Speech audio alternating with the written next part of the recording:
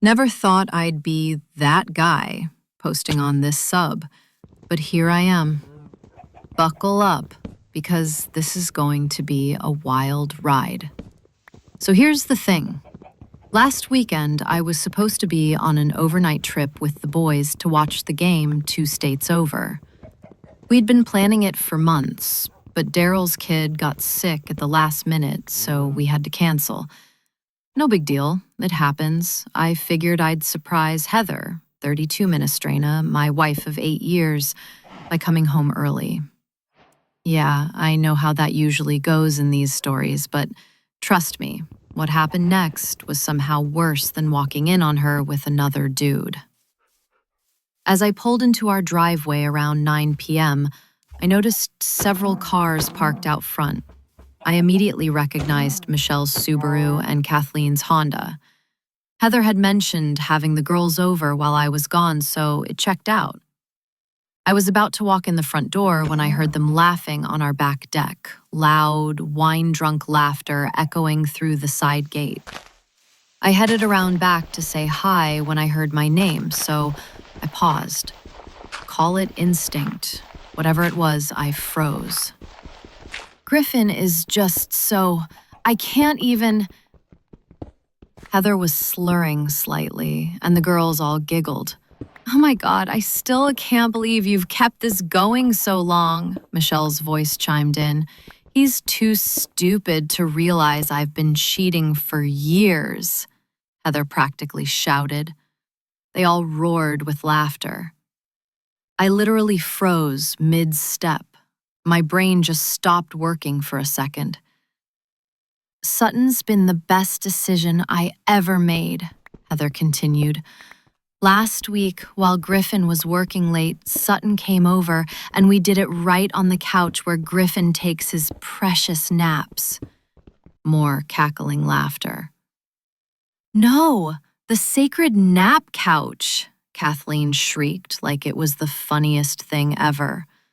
You should have seen how sweet Griffin was the next day, making me breakfast if he only knew what his precious wife had been doing the night before. My stomach dropped to my feet. I felt like I'd been punched. That breakfast, I'd made her favorite avocado toast and those fancy eggs she likes, brought her coffee in bed, told her I loved her. I don't know how long I stood there listening to them swap stories. My whole body was shaking. I learned that my business trips were her favorite times to have Sutton over, that they'd been sleeping together for over 3 years. She'd even been with him the weekend of my dad's funeral, when she claimed she had food poisoning and couldn't attend. I didn't confront them. Didn't make a scene. I just silently walked back to my car, drove to a nearby Target parking lot, and sat there until I could breathe again. I must have looked insane. A grown man hyperventilating in his car at 10 p.m. on a Saturday. Once I could think straight, I called Daryl. Thank God his kid was feeling better and he picked up. Dude, my whole life just imploded, I told him. And I laid everything out. Don't go home tonight, he said. Come crash here. We'll figure this out. Daryl's place, I paced the living room for hours while he Googled divorce lawyers. My mind kept replaying all these moments from the past few years that suddenly made sense. The girls' trips where she came back with barely any photos, how she started keeping her phone face down, the unexplained hotel charges less than 30 minutes from our house. All those nights she was showing houses to clients after normal business hours. I felt like the biggest fool on the planet. Around 3 a.m., I got a text from Heather. Girls are crashed here. Hope we having fun with the boys. Love you. I nearly threw my phone against the wall. The audacity. You need to be smart about this, Daryl said, taking my phone. Don't tip her off. Not yet. The next morning, I pretended everything was normal. Told her I'd crashed at Daryl's after drinking too much. She bought it completely. She even had the nerve to complain about having to clean up after the girls while nursing her hangover. Over the next week, I went into full recon mode. When she was in the shower, I checked her phone. Thousands of texts with Sutton, clearly labeled client, going back years. Hotel receipts, explicit photos. I took screenshots of everything and emailed them to myself. I checked our finances, hundreds of unexplained charges at restaurants I'd never been to, lingerie I'd never seen. She'd even used our joint account to book a weekend getaway with him while I was burying my father. Each discovery felt like another knife in the chest. 8 years of marriage. All the times I defended her to my family when they said she seemed self-centered. All my plans and dreams for our future. Our talks about starting a family next year. All gone. I met with a divorce attorney on my lunch break, the most aggressive one in town, according to Google reviews. She laid it out for me. Document everything, secure my finances, prepare for the storm. Griffin, I see this every day, she told me.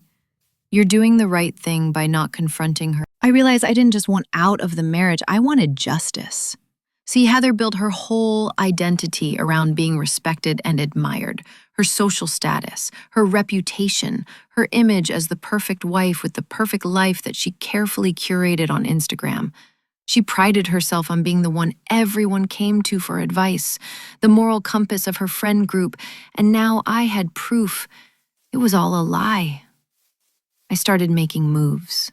Transferred half our savings to a new account in just my name, password protected, gathered important documents, made a detailed list of all our assets, photographed everything valuable in the house, all things my lawyer recommended. Meanwhile, I pretended everything was fine, kissed her goodbye in the mornings, asked about her day, watched Netflix beside her while she texted Sutton right next to me. Each day I played the role of the oblivious husband while methodically preparing to blow up her entire world. 2 weeks in, I was ready. I had everything documented. Financial statements, evidence of the affair, a new apartment lease signed and paid for, and support from my family who were horrified by what she'd done. The hardest part was keeping my cool when she looked me in the eyes and lied. When she said, "I love you," before bed. When she suggested we start trying for that baby next month. Each time I wanted to scream in her face.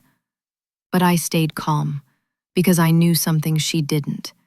The woman who laughed about how stupid I was had no idea I was about to become the most methodical, unforgiving force she'd ever face. And I was going to do it all completely by the book. TLDR, overheard wife bragging to friends about cheating for years. Instead of confronting her, I've spent weeks gathering evidence and preparing the most comprehensive divorce strategy possible.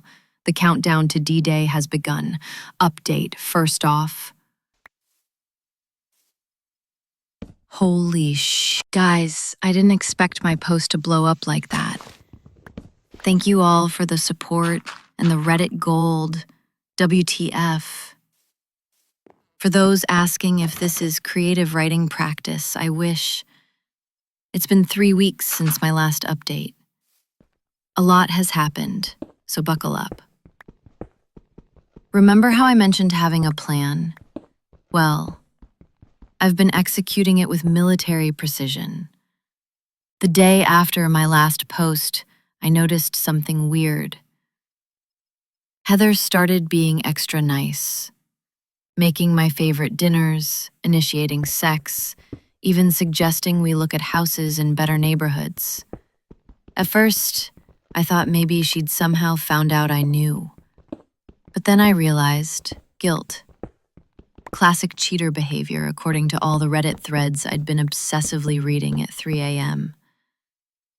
Let me break down exactly what I've been doing. Finances. This was priority number 1.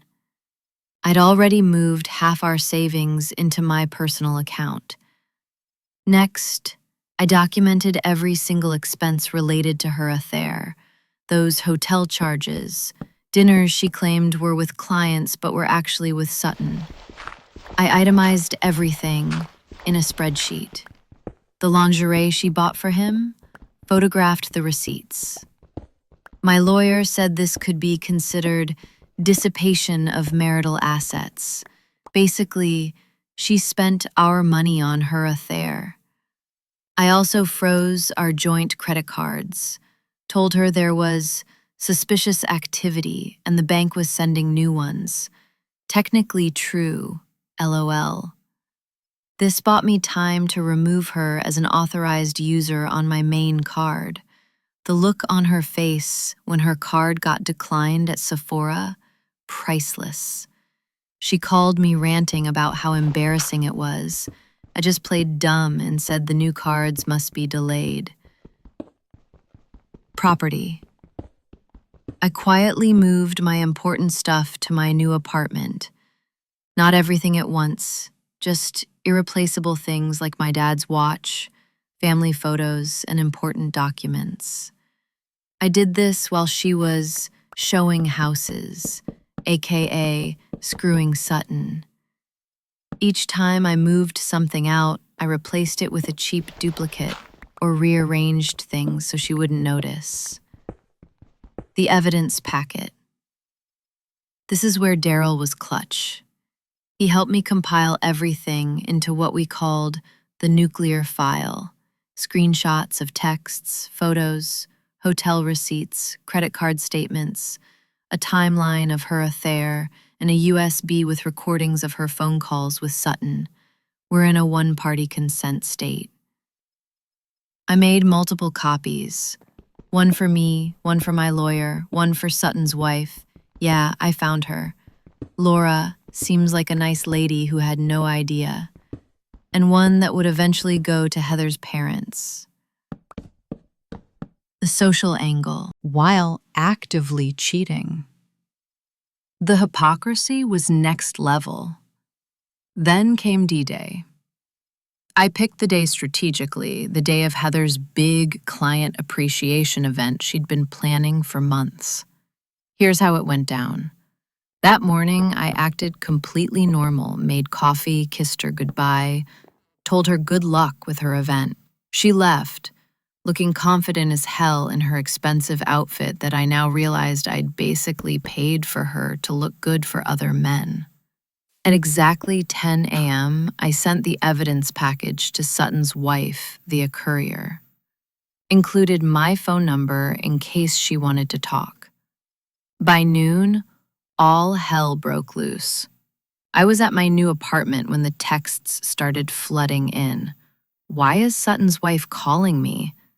Did you talk to her? Answer your phone. I didn't respond. Just watched the messages pile up. Then Laura, Sutton's wife, called me. We talked for almost an hour. She was devastated, but grateful. I told her everything. Apparently, Sutton had been gaslighting her for years about her paranoia. She told me Sutton was now frantically trying to save his marriage, which meant throwing Heather completely under the bus. By 2 p.m., Heather's client event was in shambles. She had to leave early because of the emergency. She kept calling me nonstop. At 3 p.m., I sent a brief factual email to her parents. No emotional language, just the timeline and key evidence. I've always respected them, and they deserve to know who their daughter really is. I explained I didn't want to hurt them, but I couldn't let Heather control the narrative.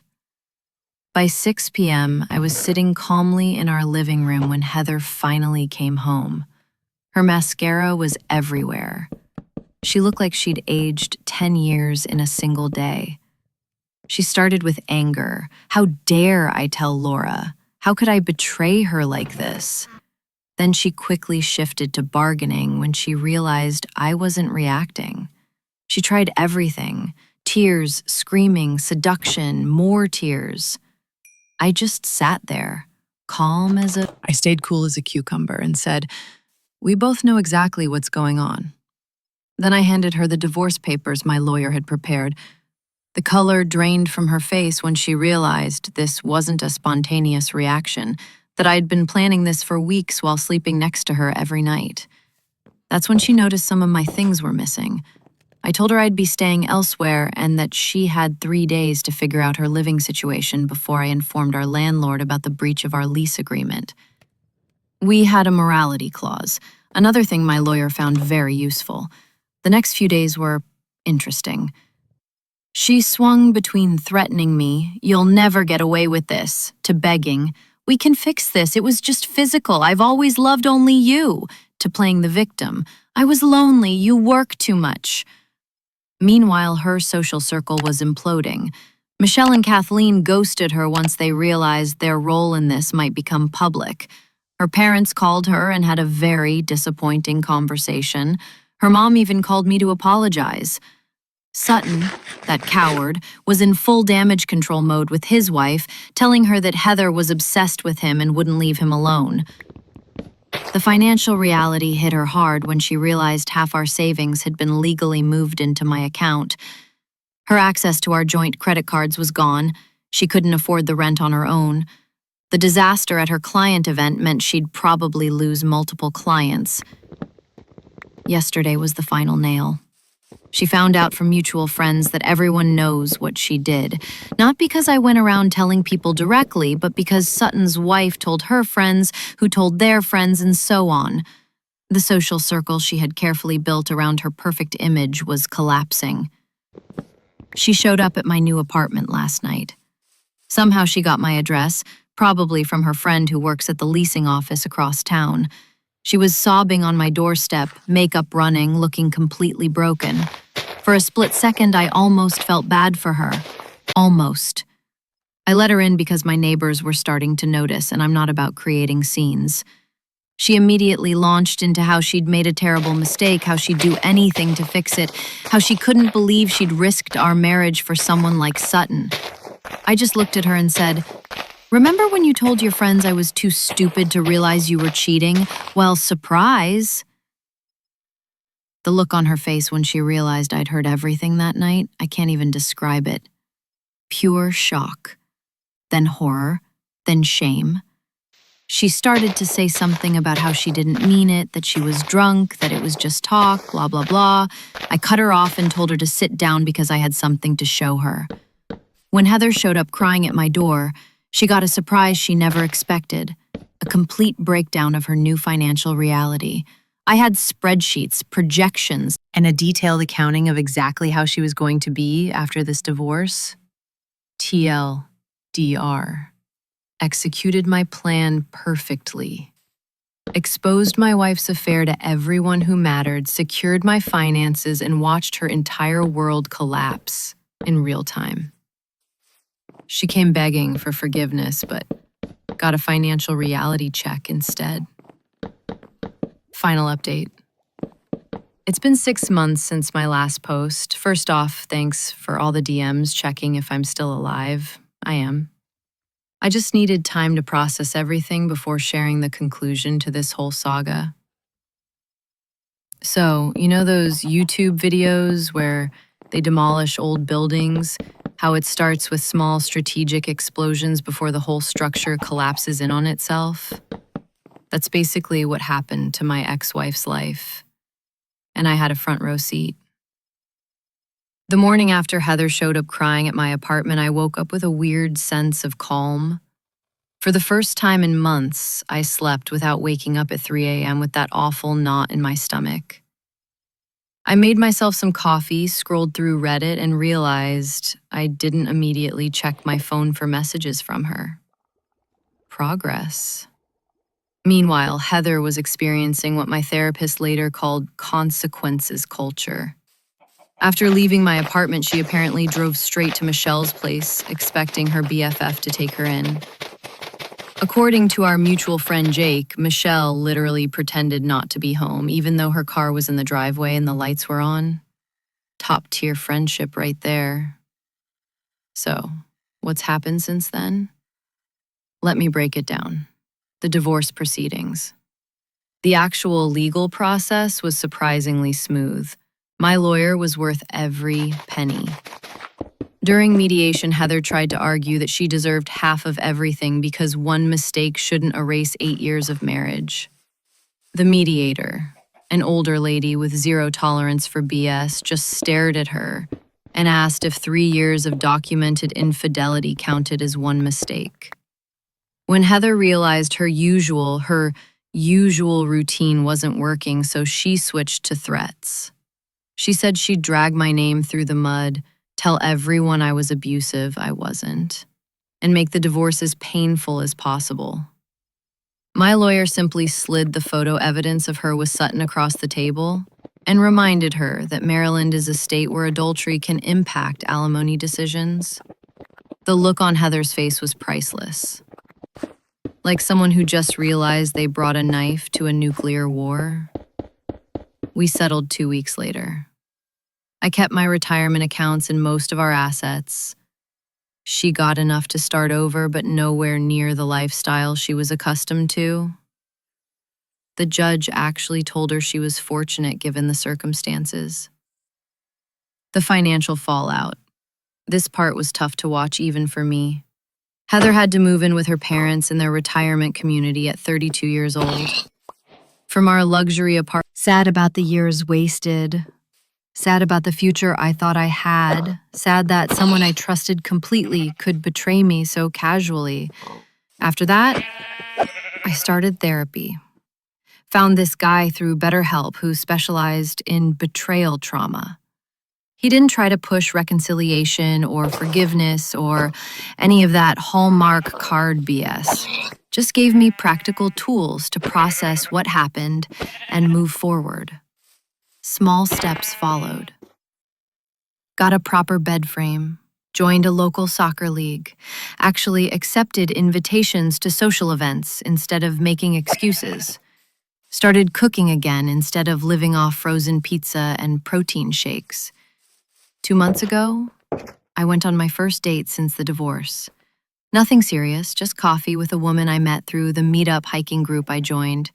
It was awkward AF. I'd forgotten how to have a normal conversation with someone new. But it was a start. The final confrontation. Last week, something unexpected happened. I was at Home Depot buying paint for my new place. Finally, I got tired of staring at white walls, so I went to Home Depot, just a normal Tuesday errand, when I literally bumped carts with Heather. She looked different. Hair shorter, clothes less flashy. For a split second, neither of us knew what to do. Then she asked if we could talk for a minute. Against my better judgment, I said yes. We sat on a bench outside, both of us holding our Home Depot bags like shields. She started with something I didn't expect, an actual, genuine apology. No excuses, no blame shifting, just a quiet acknowledgement of how badly she'd hurt me and how she'd been working on herself to understand why she'd done it. I won't lie. A part of me was bracing for the manipulation, the tears, the emotional bait, the subtle attempt to get back together. But it never came. She didn't want anything from me. She just wanted me to know she was sorry, that she was in therapy too, that she hoped I was doing okay. Then she told me she was moving to Chicago for a fresh start. Said she had an interview lined up and was staying with a college friend until she found her own place. The weirdest part? I realized I felt nothing.